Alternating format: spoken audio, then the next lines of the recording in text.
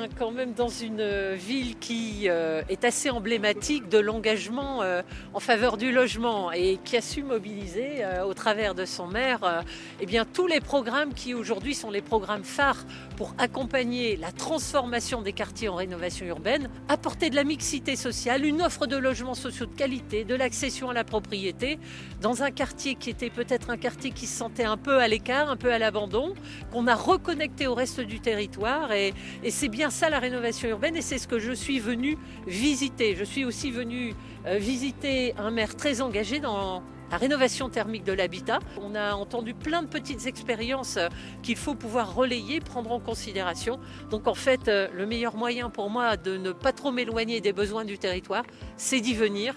Le logement n'échappe pas à la réalité d'une équation que vous connaissez tous. Chacun sait qu'on doit faire un effort de maîtrise, voire de réduction de nos dépenses publiques. Si on nous demande de faire des efforts sur la rénovation thermique ou des efforts de maîtrise des dépenses ou de rationalisation sur d'autres postes, on a aussi le prêt à taux zéro élargi à tout le territoire pour les primo-accédants, ménages modestes. C'est une véritable avancée. Pour nos bailleurs sociaux qui attendaient ça depuis 2017, une réduction de la ponction sur leurs fonds propres, ça s'appelle la réduction de loyer de solidarité. On a besoin de logements sociaux.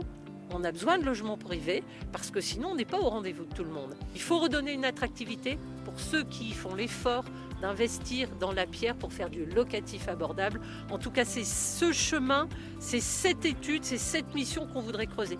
Comment faire pour y arriver sans tomber dans la caricature, mais redonner un intérêt à l'investissement et à l'effort dans la construction.